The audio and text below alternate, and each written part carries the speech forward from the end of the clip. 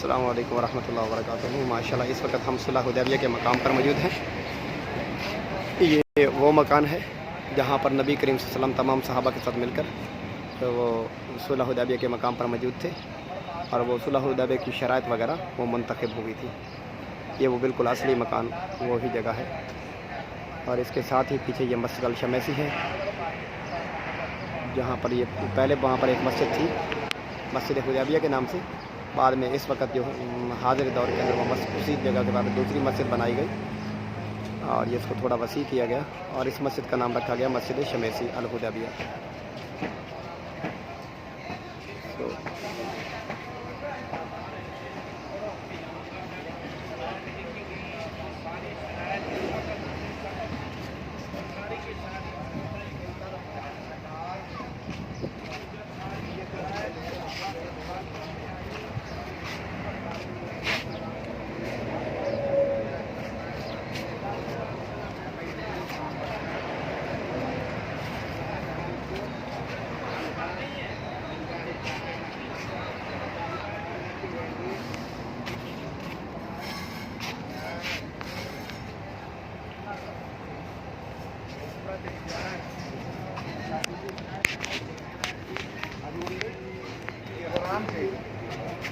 لبيك اللهم